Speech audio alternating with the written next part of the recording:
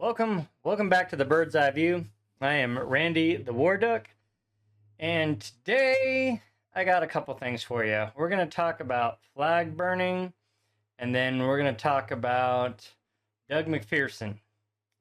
But first, let's start off with the flag burning. So, this headline came out, and it says that feds charge man who burned U.S. flag outside White House in protest to Trump's executive order. But you might be saying, hey, wait a minute, stop. I thought that was protected by free speech. And you know that you are exactly right. Flag burning is protected by freedom of speech. For now. So, let's get into this a little bit. Federal prosecutors in D.C. filed criminal charges against a man who burned an American flag outside of the White House earlier this week, after President Trump signed an executive order ordering the Justice Department to investigate flag burning. Jan Carey, 54, of North Carolina, is facing 2 misdemeanor criminal counts in Washington, D.C. federal court. Neither charge focused on the fact that he burned the flag. Specifically, one of the counts was for lighting a fire not in designated area in a receptacle, and another was for lighting a fire in a manner that threatens or causes damage to and resulted in the burning of property, real property, and park resources. So, if you see what they've done, they have filed charges on the actual crime itself, but not on actually the flag burning aspect of it, because the flag burning aspect of it has been protected by the Supreme Court as freedom of speech. Now, I myself have lost friends over a conversation like this similarly, because as a veteran, having been deployed overseas, that flag is, it means a lot. It means something to me. It may not mean the same for everybody, but to me, it was like, okay, that flag on my uniform, that flag on my other soldier's uniform, or that flag standing above the base is a representation of the United States. And in the military, they take great care of their flag, great respect for their flag. All the ceremonies, about the flag ceremonies are designed in such a way that it doesn't touch the ground. It's folded in a particular manner. When it starts to fray, they take care of it in a manner that is befitting the symbol of, America. And that's the respect that I think most soldiers, I can't speak for all, but I think that's the respect that most soldiers or veterans take upon looking at the flag. Now, do I think it should be a crime to burn the flag?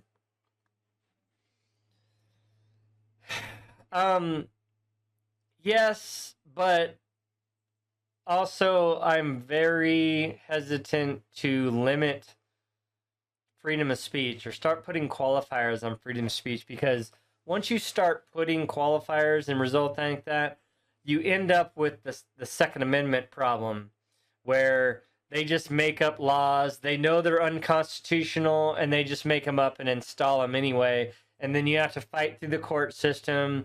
And if you live in a blue state, that court system isn't, they're gonna go toward the way of the government, and instead of the way of your rights. So now all of a sudden you start limiting rights. And if you think about it, every rule or law that you apply to the Second Amendment can also be used to take your right of freedom of speech away. Because freedom of speech is actually less protected than the Second Amendment. And look at how many Second Amendment laws there are. Because it says the Second Amendment shall not be infringed. Nowhere does it talk about the First Amendment shall not be infringed. That's not anywhere in there. In fact, there's a lot of speech that isn't protected. right? You know, like slander and that kind of stuff. You can be sued for that kind of stuff. Yelling fire in a crowded place to cause a panic is also, you know, punishable by the law. So, so putting additional restraint on freedom of speech, I'm very wary to do that. I really dislike the flag burning aspect, but I don't know that I'm willing to take that one more step and say, sure, slap on another rule that restricts our freedom of speech. That's a little bit too far. Now, I would be okay with official flags that you can't burn an official flag or damage an official flag, you know, like on any U.S. Installation, military installation, or any government building. I would be okay with a rule about official flags, but just in general, I think that's a step too far for me. All right, so it says in the video, flag burning was captured, identified him as a military veteran, and said he was protesting the executive order, which that surprises me a little bit that a veteran would burn the flag. But I guess if you want to make a strong statement, that's kind of the strongest statement that he could make, right? On Monday, Trump signed the executive order to investigate people who burn the flag, even though the Supreme Court in 1989 ruled that the First Amendment protects symbolic speech, including flag burning. See, there you go. All right, Trump ordered attempts to navigate around Supreme Court ruling. It said federal prosecutors should prioritize bringing cases against instances of flag burning that violate other content-neutral laws. There you go. And that's basically what they're doing. They're fighting the flag burning with the fact that you are doing something dangerous in public, and I'm okay with that, to be honest. If you want to, in your backyard, make a video and burn the flag, then okay, you know, that's your right to do that. You know, as a veteran, I don't like it, but I also defended people's rights to do stuff like that. But if you want to go out in public where there's other people, now you're doing a nuisance, and there's other, it could be dangerous and stuff. So I'm okay with you going to jail for that. I don't have any problem with that. So as long as you're not stopping freedom of speech, you're merely quelling stuff in public, then I'm not so against that. All right, so there you go. So what do you think? Are you against flag burning? Should it be illegal?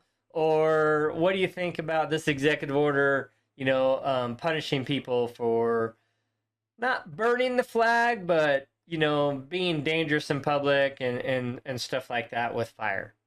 So I appreciate you if you subscribe. I appreciate it if you just leave a comment. But we're going to move on. All right, here we go. So this is kind of sad. What we got here, let me make this bigger.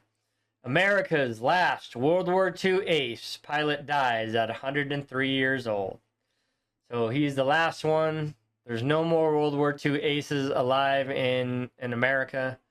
There's no more American World War II aces alive. There we go. We'll say that. Donald McPherson earned the Congressional Gold Medal and 3 Distinguished Flying Crosses during his service as a U.S. Navy pilot aboard the aircraft USS Essex, the final battle of World War II. So, it says, Donald McPherson, believed to be America's last surviving ace from World War II, has passed away on August 14, 2025. He was 103 years old. McPherson earned the Congressional Gold Medal and 3 Distinguished Flying Crosses during his service as a U.S. Navy pilot aboard the aircraft carrier USS Essex in the final battles of World War II.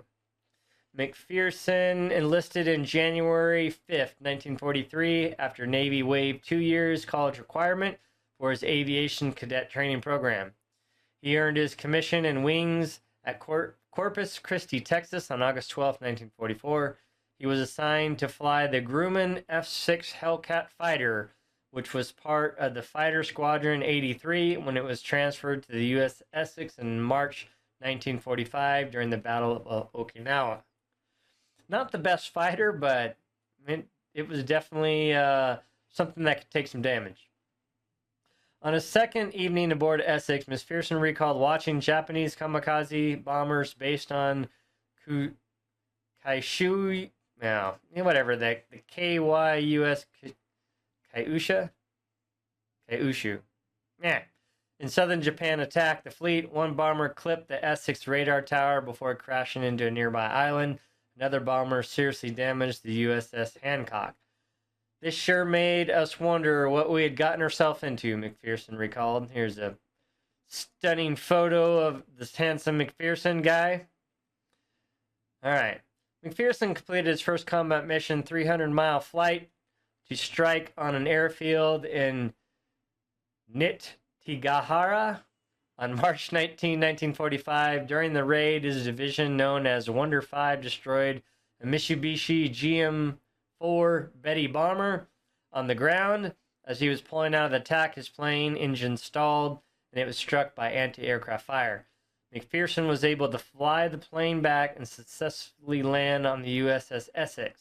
So I read some more about this, and basically the reason the engine stalled is because the flak struck, or it damaged the fuel pump, and he had no fuel, so he had to use the manual fuel pump to get the engine back started. I don't know if he had to use the manual all the way back to the USS Essex or what, but he managed to successfully make it back.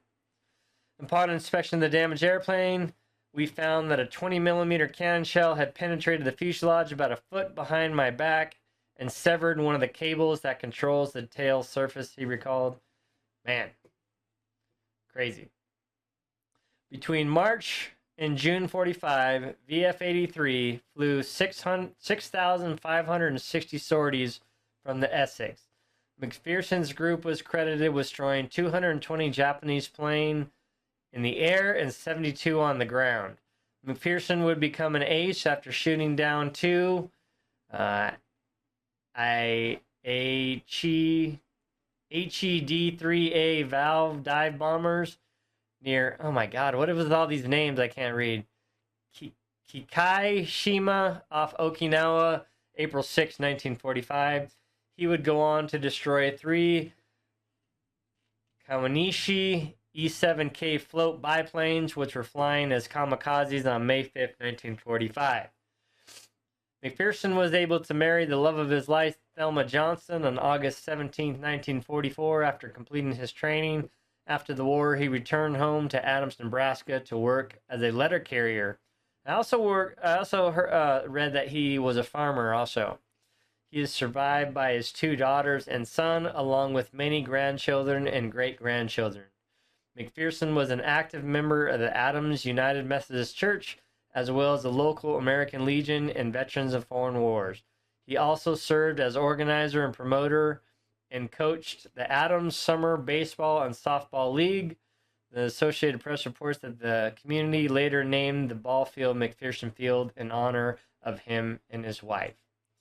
So, we've lost a great American hero, the last World War II fighter ace, and Don McPherson. May you forever be remembered, and thank you for your sacrifices and your service.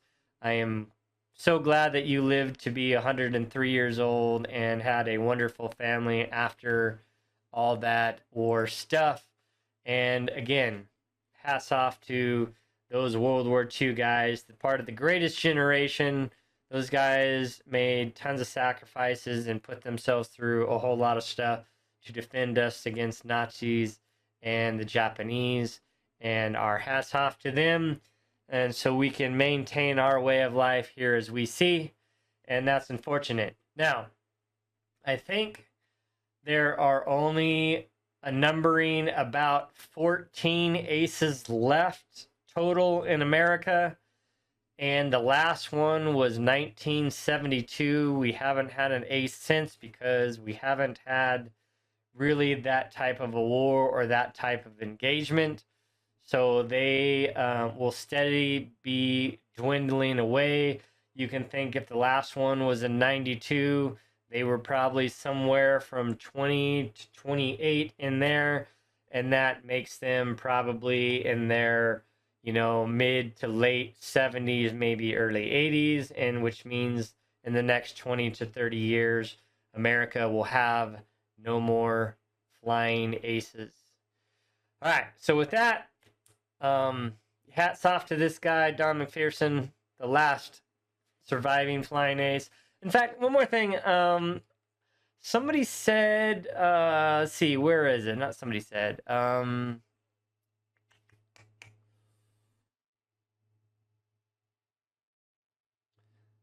So his plane was Death and Destruction, but I think he got to fly. Oh, yep. On September 28th, 2024, at the age of 102, he flew in a restored F-6 Hellcat. And if that is not just awesome, I don't even know. I mean, I don't know. That is so awesome that at 102 years of age, he got to go up in a plane just like he flew and got his ace and was able to fly around one last time at the age of 102 years old. That's crazy. The fact that he lived almost another year after that up to 103 is just kind of heartwarming to me. That's the kind of stuff that I wish, everybody could kind of experience something like that. So, all right, with that though, we are going to get out of here. I appreciate you making it this long. If you wouldn't mind subscribing or commenting on either story, I'd very much appreciate it. But with that, we are out of here for now. Much love all. Have a wonderful holiday.